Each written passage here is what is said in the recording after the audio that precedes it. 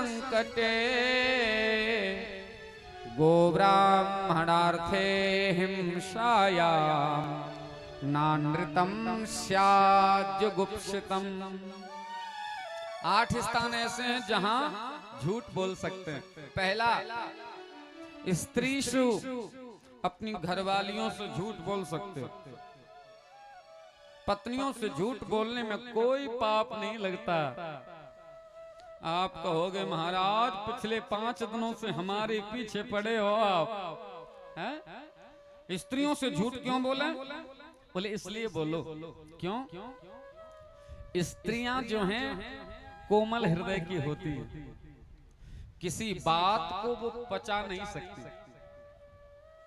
कोई बात कह दो, अच्छा कोई बात इनसे कह दो तो ज्यादा बुरी नहीं है, पर बात बताने के बाद और फिर इनसे अगर आपने ये कह दिया, सुनो ये बात किसी को बताना नहीं, किसी को बोलना नहीं, अब ये बात बताकर आप तो हट गए, अब इनके पेट में चलती हैं आ रही हैं, ये बात कैसे पचे? पत्थर पचा सकते हैं पर ये बात नहीं पचा सकते।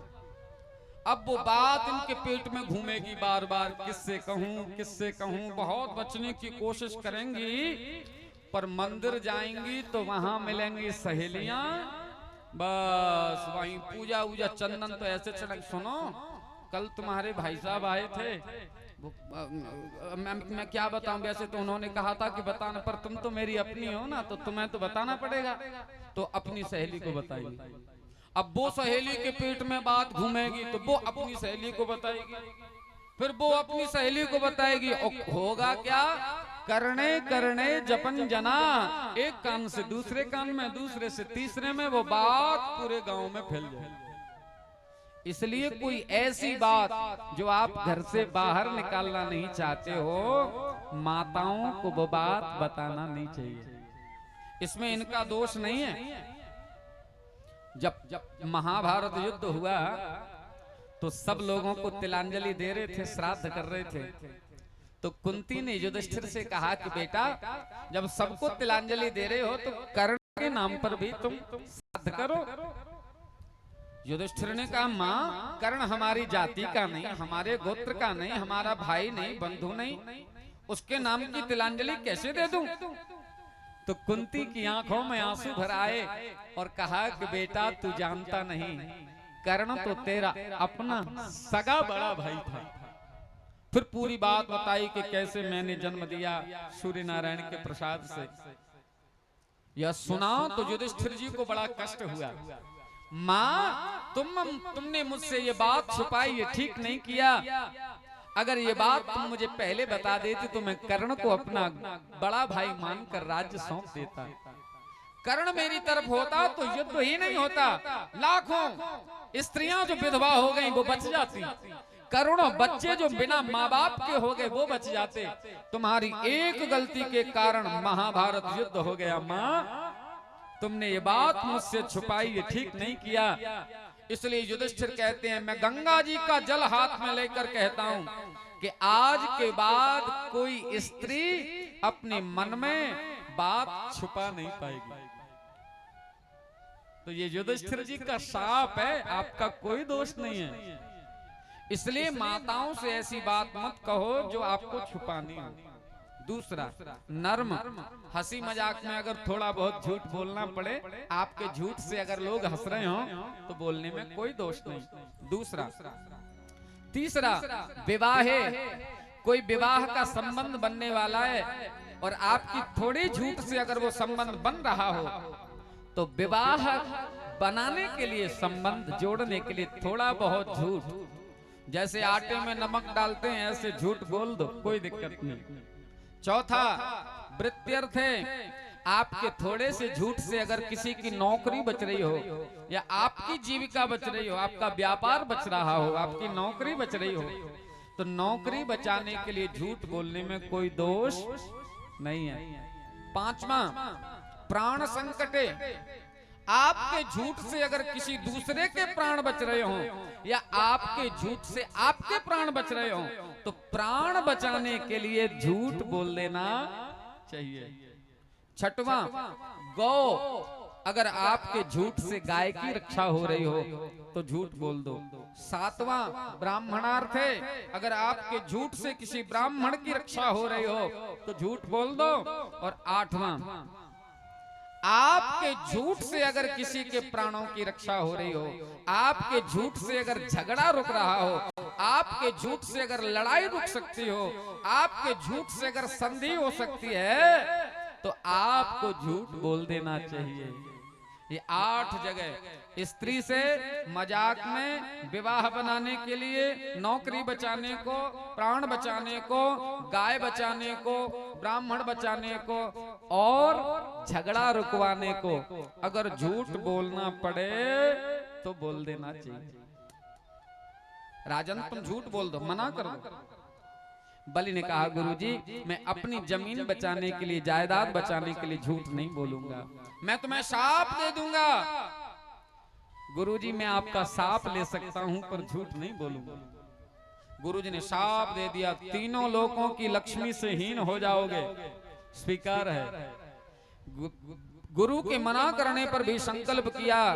संकल्प लेते समय तो भगवान छोटे हैं, पर जैसे संकल्प किया, संकल्प छोड़ा राजा ने, वैसे ही भगवान इतने विकराल हो गए, इतने विराट हो गए कि भगवान वामन के लिए कहा कि सत्यम समीक्ष्याब्ज भवो नखिंदुभिः हतस्वधामद्युतिरावृतोऽभ्यगात् मरीचि मिश्रा ऋषयो बृहद्व्रता सनंदनाद्या नरदेव योगिना। भगवान इतने विशाल हो गए कि सारी दिशाओं को भगवान ने आच्छादित कर लिया। सिर उनका सत्यलोक में जा पहुंचा, एक चरण भगवान ने उठाया, वो ब्रह्मलोक में पहुंचा।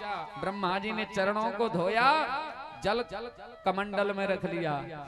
जो जल कमंडल में इकट्ठा हुआ उसी में गंगा जी का जन्म हुआ। बोलिए श्री गंगा महारानी की। दूसरे पांव से पाताल लोकों को नाप लिया, शरीर से दिशाओं को नाप लिया। अब तीसरा पैर देने के लिए जमीन नहीं बची। भगवान बोले तुमने मुझे 3 पग भूमि देने के लिए कहा था, 2 पग में मैंने तुम्हारा सब कुछ नाप लिया। कैसे दोगे तीसरा पांव?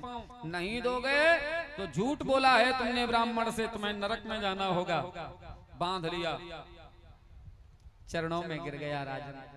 राजा ने कहा कि प्रभु आपने अभी तक मेरी जमीन नापी है, जायदाद नापी है, पर मुझे ये बतला दो कि जमीन बड़ी होती है कि जमीन वाला बड़ा होता है?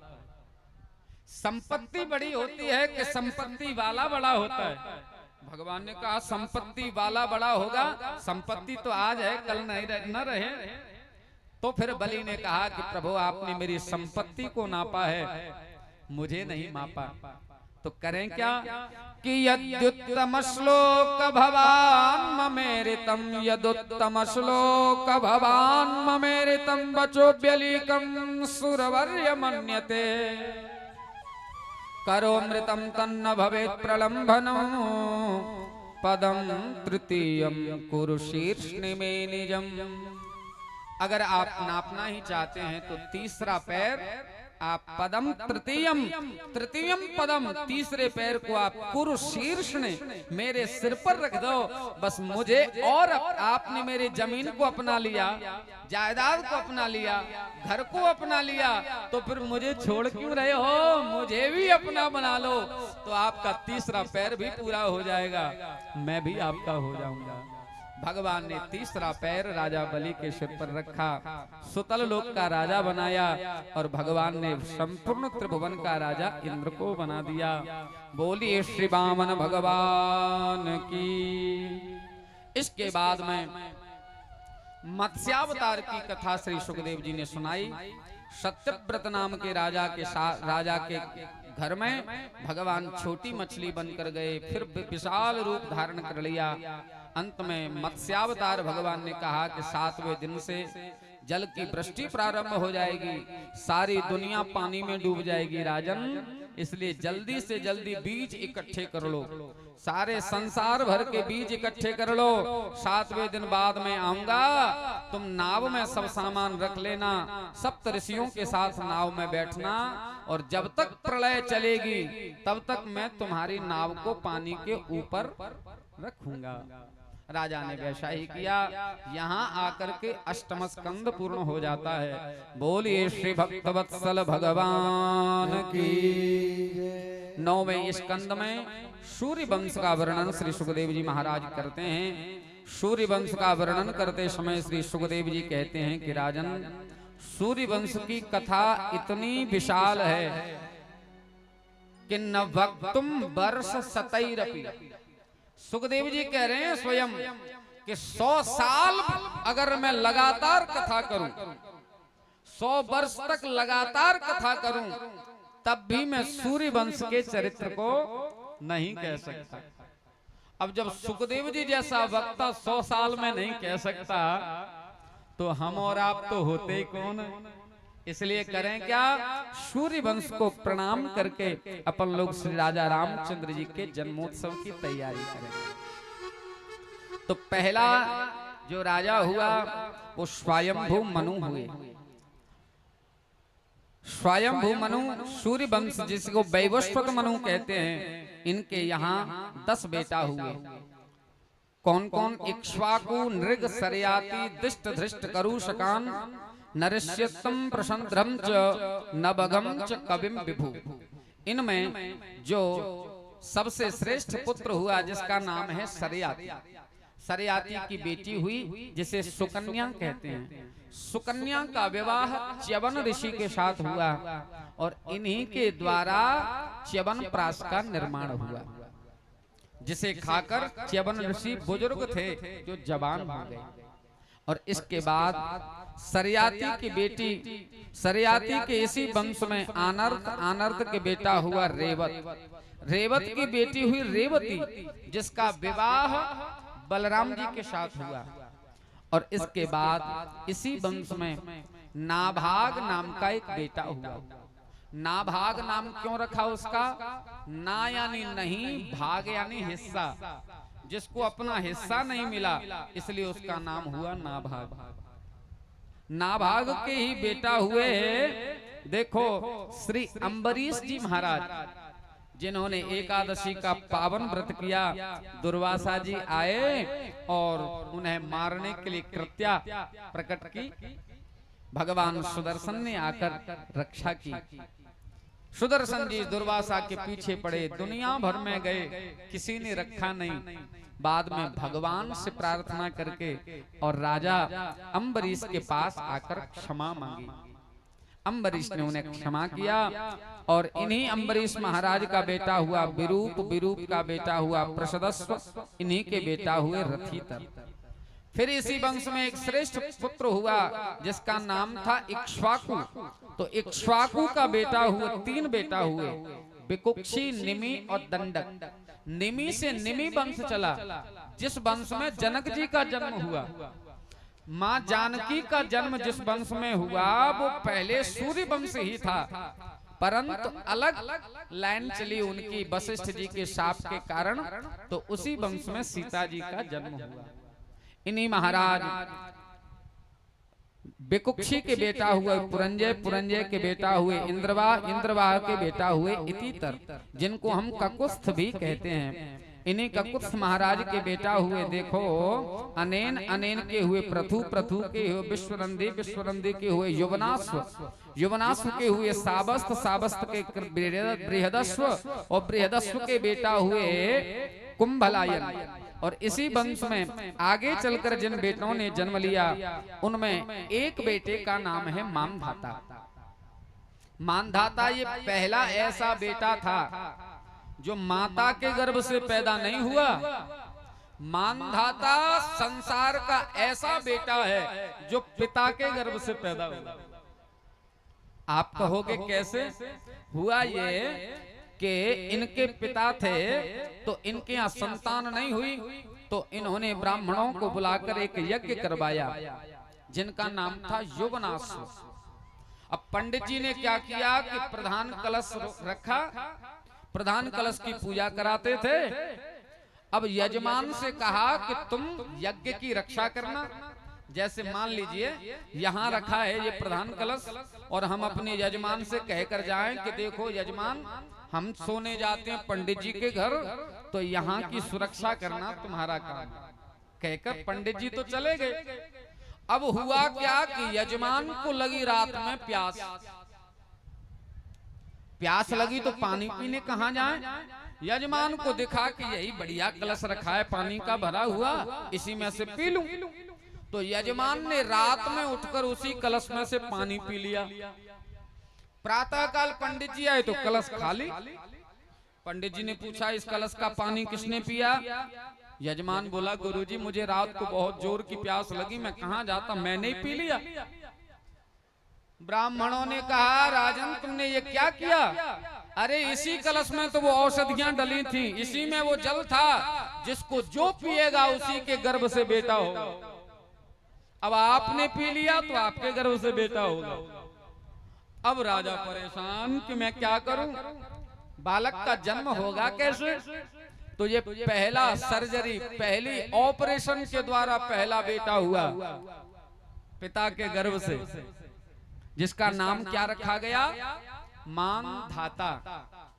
अब बच्चे ने जन्म तो ले लिया, अब दूध कैसे पिए? उस समय बोतल चलती नहीं थी। आजकल तो माताएं बच्चे ने जन्म लिया और बाजार की बोतल लाए और बेटे के मुंह में लगा दी। अब पहले दूध की बोतल, फिर कोका कोला की बोतल, और फिर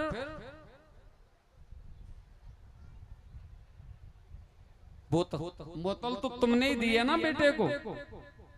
पहले छोटी, फिर दुकान से थोड़ी और बड़ी, फिर और बड़ा हो जाता है तो और बड़ी, फिर रोती हो, फिर कहती महाराज बेटा सुनता नहीं है, रोज पी के आता है।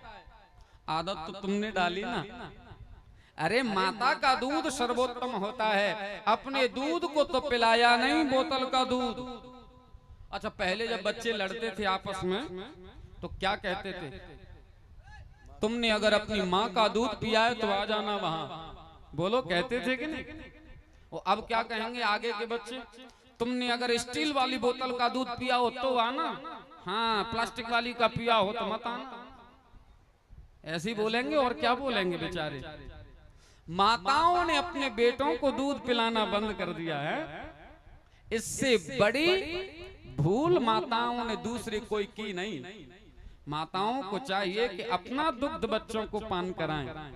और अभी अभी एक अमेरिका के किसी डॉक्टर ने शोध करके बताया था कि जिन माताओं के गर्भ से नॉर्मल डिलीवरी होती है और ऑपरेशन से डिलीवरी होती है, उसने बच्चों पर शोध किया कि जो नॉर्मल डिलीवरी वाले जो बच्चे हैं उनका माता से ज्यादा प्रेम रहा है, और जो ऑपरेशन वाले बच्चे उनका माता से पिता से कम प्रेम रहा। तो कोशिश करो कि नॉर्मल प्राकृतिक जन्म बालकों का हो, प्राकृतिक दूध माँ उसे पिलाए। जितना जितना हम प्रकृति से दूर होंगे उतना उतना समस्याएं बढ़ेंगी।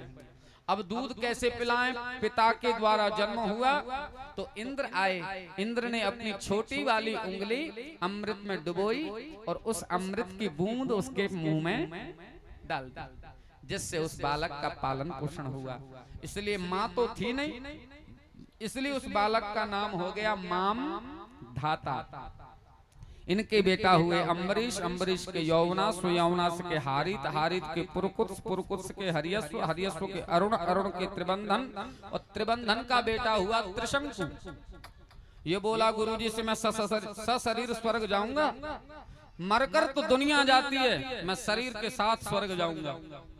वशिष्ठ जी ने मना कर दिया तो विश्वामित्र जी के यहाँ पहुंच गया।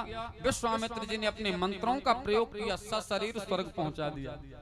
अब पहुंचाने की गारंटी थी विश्वामित्र जी की, रोकने की गारंटी तो थी नहीं। उधर से देवताओं ने मारी इसको लात तो स्वर्ग से गिरने लगा। अब रोता हुआ गिर रहा है, गुरुजी बचाओ, गुरुजी बचाओ, मर जाऊंगा। नीचे गिरा तो मर जाऊंगा। विश्वामित्र जी ने कहा अच्छा तो अब तू न नीचे रहेगा और न ऊपर जाएगा। ऊपर देवता नहीं जाने देते, नीचे विश्वामित्र जी ने आने नहीं दिया, बीच में लटका रह गया उल्टा। इसके मुंह से गिरने लगी लार, जो मुंह से लार गिरी उसी से एक नदी बनी जिसका नाम है कर्मनासा। गंगा जी में नहा लो तो पाप कट जाते हैं, पाप नष्ट हो जाते हैं, और कर्मनासा में नहा लो तो पुण्य नष्ट हो जाते हैं। वो कर्मनासा त्रिशंकु की लार से बनी है।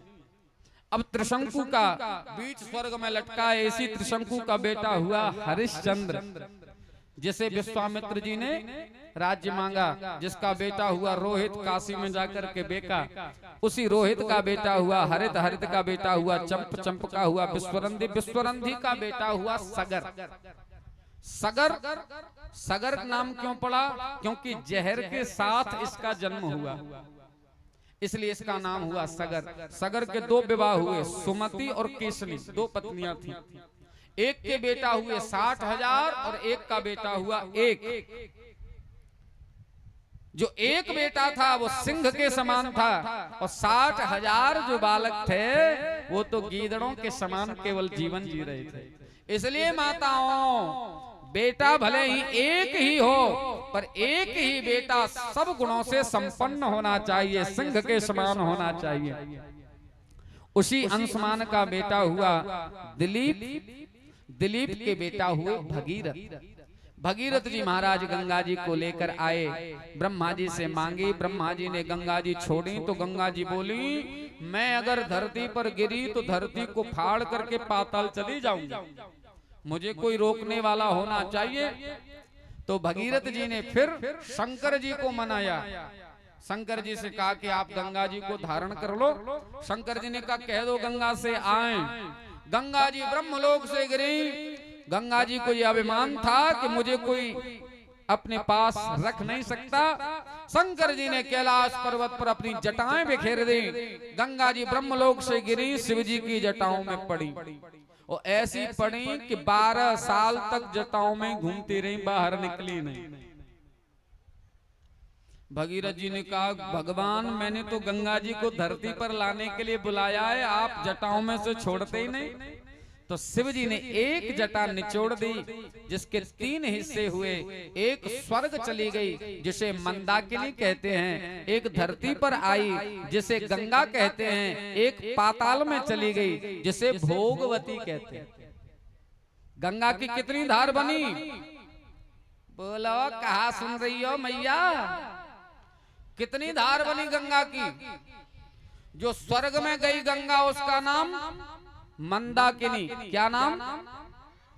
स्वर्ग की गंगा का नाम क्या है? बोलो। मंदाकिनी।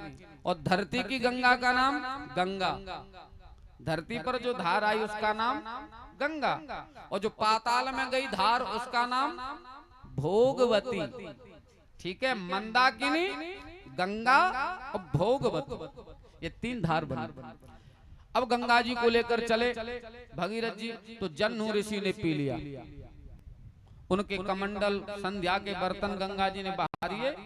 तो जन्नू ऋषि ने 3 बार पिया आचमन, तो गंगा जी गायब। भगीरथ जी ने कहा वहां से छुड़ा के लाता हूं तो शंकर जी में अटक जाती हो, शंकर जी से छुड़ा कर लाता हूं तो जन्नू ऋषि पी लेते हैं, करूं क्या? जन्नू ऋषि से कहा कि महाराज गंगा को छोड़ो। बोले मैंने तो पी ली, अब करूं? तो अब निकलेंगे कैसे? तो जन्नू ऋषि ने अपनी जंघा से इनको फिर से प्रकट किया। जन्नू ऋषि ने पैदा किया, इसलिए इनका नाम हो गया जाह्नवी। बोल जाह्नवी महारानी की। बेटी बना करके छोड़ा। वही गंगा चली गंगा सागर तीर्थ में, जहां सगर के 60,000 पुत्र कपिल देव की नेत्र की अग्नि से जलकर भस्म हो गए थे, उनका उद्धार हुआ। बोलिए श्री भक्त वत्सल भगवान की, श्री गंगा सागर धाम की। इसी वंश में आगे चलकर एक खटवांग नाम के राजा हुए। खटवांग के बेटा हुए दीर्घबाहु, दीर्घबाहु के बेटा हुए रघु। रघु महाराज इतने प्रतापी हुए कि सूर्य वंश का नाम ही हो गया रघुवंश। इन्हीं रघु महाराज के बेटा हुए प्रथुश्रवा के बेटा हुए अज, और अज के जो बेटा हुए उन्हीं का नाम है श्री